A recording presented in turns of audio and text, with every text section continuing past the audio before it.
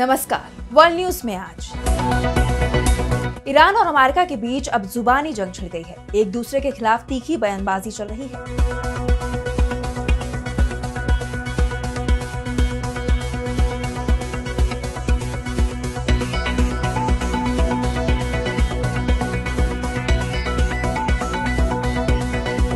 Donald Trump दावा कर रहे हैं कि ईरान जीत का झूठा दावा कर रहा है। मैंने ईरान के supreme leader Ayatollah Ali Khamenei की जान बचा ली, नहीं तो उनकी जान बचना भी मुश्किल हो जाता। तो ईरान की तरफ से ट्रंप को जवाब देते हुए तीखा हमला किया गया है। ईरान ने कहा है कि अगर ट्रंप को ईरान से बात करनी है तो पहले जुबान संभाल कर बोले अमेरिका, उसके बाद बातचीत पर विचार करेगा ईरान। तो क्यों सीजफायर पर आपस में भिड़ गए हैं अमेरिका और ईरान, इस पर करेंगे विस्तार से चर्चा। लेकिन आइए जरा उन खबरों को भी देख लें जिन पर आगे होगी बात। चीन में सरकार के खिलाफ बगावत की फूटी चिंगारी, जिनपिंग ने नेवी चीफ और टॉप न्यूक्लियर साइंटिस्ट को किया बर्खास्त। हिंदुस्तान ने बांग्लादेश को दिया करारा झटका, जूट के जमीन के रास्ते इंपोर्ट पर लगाई रोक, बांग्लादेश के जूट निर्यातकों के सामने आएगी बड़ी परेशानी। गजा को लेकर अमेरिका का नया प्लान तैयार, एक सप्ताह में हो सकता है सीजफायर, हमास से छीनी जाएगी ताकत। और चलते चलते में देखेंगे दुनिया में खोजे गए अनोखे ब्लड ग्रुप को दिया गया नया नाम, एक महिला में मिला है ये ब्लड ग्रुप। इन सभी खबरों पर हम विस्तार से करेंगे बात, लेकिन पहले एक नजर हेडलाइंस पर। ट्रंप समर्थकों ने ममदानी को न्यूयॉर्क के लिए बताया खतरा, नागरिकता रद्द करने की मांग की। भारतवंशी नेता डेमोक्रेट पार्टी से मेयर बने हैं ममदानी। गजा में राहत सामग्री वितरण में हो रही मौतों पर यूएन का आरोप, कहा सामूहिक हत्याओं को बढ़ा रहा इजराइल। फिलीपींस में सुबह सुबह भूकंप के तेज झटके, 6 की तीव्रता से कांपी धरती। अपने ऐप स्टोर से डीप सीक हटाए एप्पल गूगल, जर्मनी ने कहा डाटा चीन भेजने से सुरक्षा का खतरा। ईरान और इजराइल के बीच 12 दिन की जंग के बाद सीजफायर हो चुका है, लेकिन अभी भी पश्चिम एशिया में तनाव बना हुआ है। डोनाल्ड ट्रंप सीजफायर का क्रेडिट खुद ले रहे हैं, लेकिन ईरान के साथ अमेरिका की जुबानी जंग शुरू हो गई है। अमेरिका के राष्ट्रपति डोनाल्ड ट्रंप पहले दावा कर रहे थे कि ईरान के साथ जल्द ही बातचीत शुरू होगी और न्यूक्लियर कार्यक्रम को लेकर समझौता भी हो जाएगा, लेकिन ईरान ने ट्रंप के दावे को झूठा बताते हुए कह दिया था कि उसका अमेरिका से बातचीत का कोई प्लान नहीं है। ईरान के सरकारी टेलीविजन को दिए साक्षात्कार में अराक्ची ने कहा कि अमेरिका से किसी तरह की बातचीत नहीं हो रही है, इसे लेकर अमेरिका के साथ कोई समझौता भी नहीं हुआ है। कोई बातचीत के लिए ना समय तय है, ना ही कोई वादा किया गया है। ईरान की तरफ से यह भी तय नहीं किया गया है कि हम अमेरिका से बातचीत भी करेंगे। बाद में व्हाइट हाउस की तरफ से यह भी बयान आया कि ईरान के साथ बातचीत का अभी कोई कार्यक्रम तय नहीं हुआ है। इस बीच डोनाल्ड ट्रंप ने एक बार फिर साफ कर दिया है कि जरूरत पड़ी तो ईरान पर फिर हमला किया जाएगा और इस बार खामेनी को करारी चोट पहुंचाई जाएगी। ट्रंप ने यहां तक दावा कर दिया कि वो चाहते तो खामेनी की जान कभी भी ले सकते थे। ट्रंप ने कहा, मुझे ठीक ठीक पता था कि खामेनी कहां पनाह लिए हुए हैं और मैं इजराइल या विश्व की सबसे महान और सबसे शक्तिशाली अमेरिकी सशस्त्र सेनाओं को उसका जीवन समाप्त नहीं करने दूंगा। मैंने खामेनी को एक बहुत ही बदसूरत और अपमानजनक मौत से बचाया और उसे ये कहने की जरूरत नहीं है कि धन्यवाद राष्ट्रपति ट्रंप।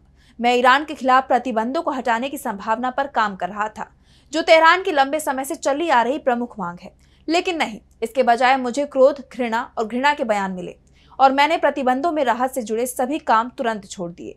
ईरान को चाहिए वो बातचीत की मेज पर लौटे। ट्रंप ने ईरान से बातचीत करने के लिए भी धमकी भरा अंदाज अपनाया, सीजफायर से पहले उस पर बम गिराए और इसी के चलते ईरान भी अमेरिका पर भड़क उठा।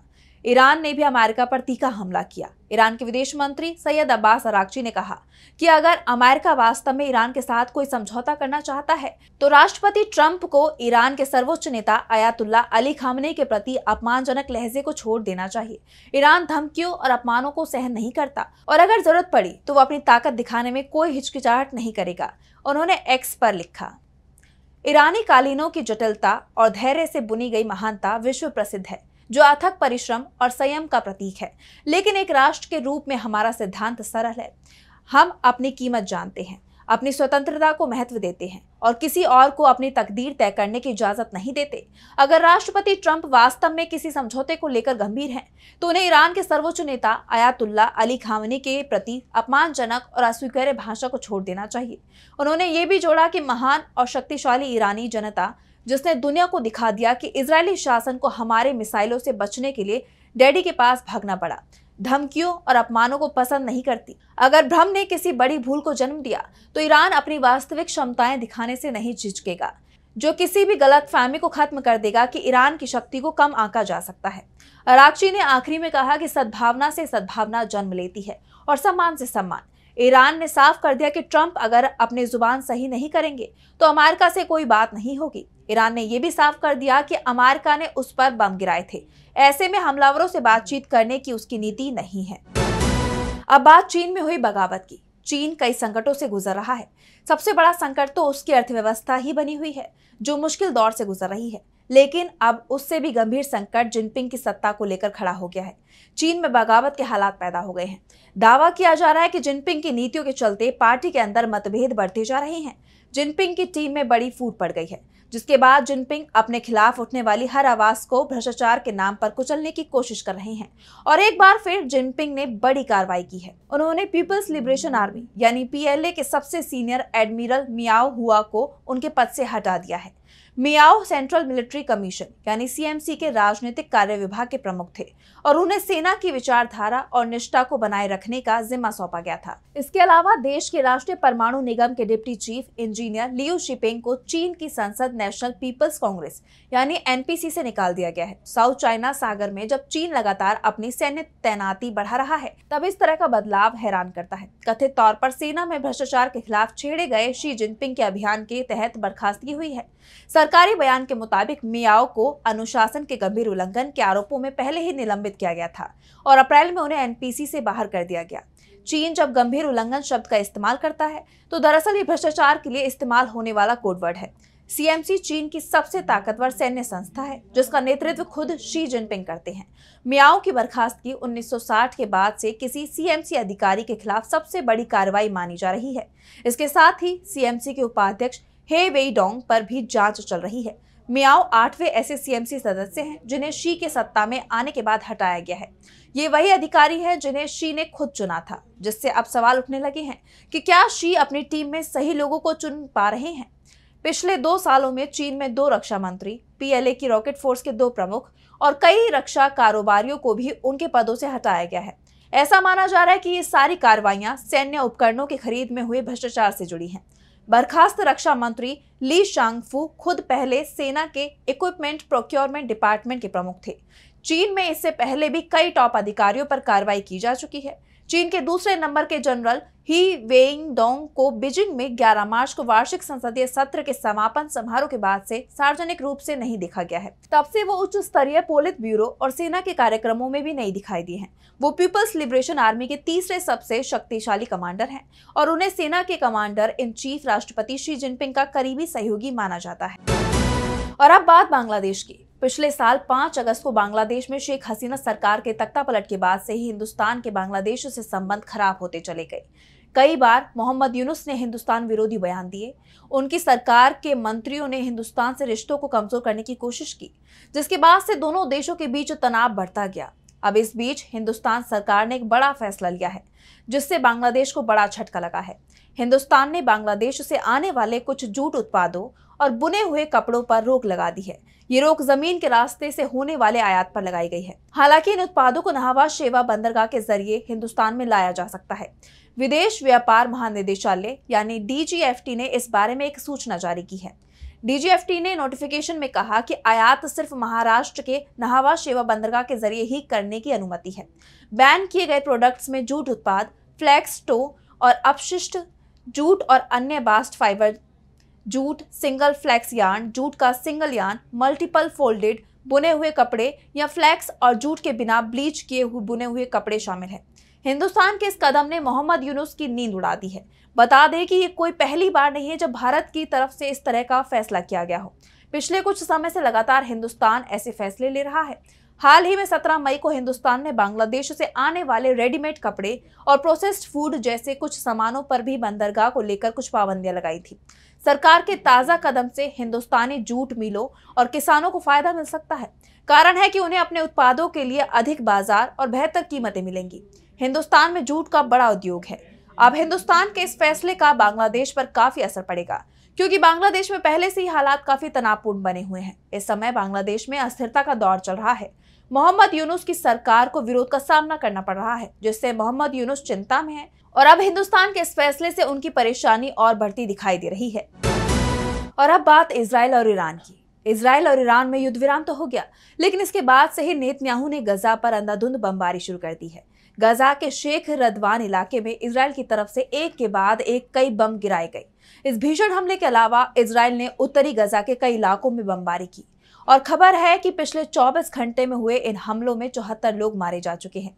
ये सब कुछ गजा को समतल करने के लिए किया जा रहा है, ताकि वहां डोनाल्ड ट्रंप का ड्रीम गजा खड़ा किया जा सके। दरअसल गजा का एआई वीडियो ट्रंप ने कुछ महीने पहले सोशल मीडिया पर शेयर किया था। इस वीडियो में गजा को एक शानदार चमचमाते टूरिस्ट डेस्टिनेशन की तरह दिखाया गया है, जहां मलबे की जगह 5 स्टार होटल हैं, रेनबो फाउंटेन है और समंदर के किनारे पार्टी चल रही है। वीडियो में ट्रंप की एक सोने की विशाल मूर्ति दिखाई गई है।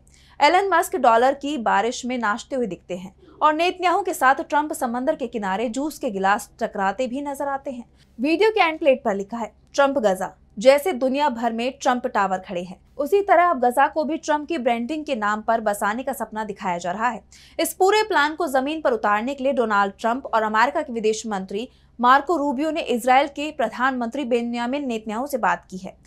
इजरायली मीडिया के हवाले से खबर है कि ट्रंप, नेतन्याहू और रूबियो ने मिलकर गजा में युद्ध खत्म करने और अब्राहम अकॉर्ड को एक नई शक्ल देने की योजना बनाई है, जिसके तहत यूएई और मिस्र समेत 4 अरब देशों को गजा का प्रशासनिक नियंत्रण सौंपने की बात चल रही है। यानी हमास को हटाकर गजा की सत्ता एक अरब ब्लॉक को दे दी जाएगी, लेकिन सुपरविजन अमेरिका का रहेगा। ऐसे में अब ट्रंप के बयान के बाद माना जा रहा है कि लगभग 20 महीने से गजा में जारी जंग रुक सकती है। अमेरिका के राष्ट्रपति डोनाल्ड ट्रंप ने बड़ा बयान दिया है। ट्रंप ने कहा कि उन्हें लगता है कि गजा पट्टी में युद्ध विराम एक सप्ताह के भीतर हो जाएगा। ईरान के साथ 12 दिनों के युद्ध के बाद डोनाल्ड ट्रंप गजा में हमास के साथ जारी जंग समाप्त करने के लिए इजराइल पर दबाव डाल रहे हैं। ट्रंप अब अब्राहम समझौते का विस्तार करना चाहते हैं, यानी ट्रंप की नजर अब गजा पर है और इसके लिए लोगों की जान ली जा रही है। और अब चलते चलते मैं बात करेंगे दुनिया के सबसे दुर्लभ ब्लड ग्रुप की। फ्रांस की एक 68 वर्षीय महिला ने मेडिकल साइंस को चौंका दिया है। वैज्ञानिकों ने उनके खून में दुनिया का सबसे दुर्लभ ब्लड ग्रुप गवाडा नेगेटिव खोजा है, जो अब तक सिर्फ इसी महिला में पाया गया है। इस खोज को मिलान में आयोजित international society of blood transfusion सम्मेलन में मान्यता मिली और इसे दुनिया का 48वां आधिकारिक ब्लड ग्रुप सिस्टम घोषित किया गया। इससे पहले AB और O सहित 47 ब्लड ग्रुप सिस्टम की खोज हो चुकी है। इस अनोखे ब्लड ग्रुप की खोज फ्रेंच ब्लड एस्टेब्लिशमेंट ने की है। इसे EMM नेगेटिव सिस्टम के रूप में दर्ज किया गया। EMM एक ऐसा एंटीजन है जो आमतौर पर हर व्यक्ति के रेड ब्लड सेल्स में मौजूद होता है, लेकिन इस महिला के खून में इसकी पूरी तरह गैर मौजूदगी ने वैज्ञानिकों को हैरान कर दिया। इस चीज की शुरुआत 2011 में हुई, जब महिला की एक सामान्य सर्जरी से पहले ब्लड टेस्ट किया गया। टेस्ट में ऐसी एंटीबॉडी मिली जो किसी भी ज्ञात ब्लड ग्रुप से मेल नहीं खाती थी। उस समय तकनीकी सीमाओं के कारण इसकी पहचान नहीं हो सकी। 2019 में नेक्स्ट जनरेशन सीक्वेंसिंग तकनीक की मदद से वैज्ञानिकों ने उनके पुराने सैंपल की दोबारा जांच की और इस दुर्लभ ब्लड ग्रुप का रहस्य सुलझाया। FBI के प्रमुख बायोलॉजिस्ट थियरी पेयरार्ड के मुताबिक ये ब्लड ग्रुप महिला को माता पिता से मिले म्यूटेटेड जीन के कारण है। इसका मतलब है कि महिला को ताउम्र अपने ही खून पर निर्भर रहना होगा, क्योंकि दुनिया में कोई दूसरा डोनर उनके लिए खून उपलब्ध नहीं करा सकता। ये खोज मेडिकल साइंस के लिए एक मील का पत्थर है। FBI का कहना है कि हर नया blood group system health care की क्षमताओं को बेहतर करता है, खासकर उन मरीजों के लिए जिनके ब्लड टाइप दुर्लभ है। ग्वाडा नेगेटिव की खोज न केवल वैज्ञानिकों के लिए एक उपलब्धि है, बल्कि ये उन अनगिनत रहस्यों की याद दिलाता है जो मानव शरीर अभी भी अपने भीतर छिपाए हुए है। तो फिलहाल के लिए वर्ल्ड न्यूज में बस इतना ही। देश और दुनिया की तमाम बड़ी खबरों के लिए देखते रहिए DB लाइव। नमस्कार।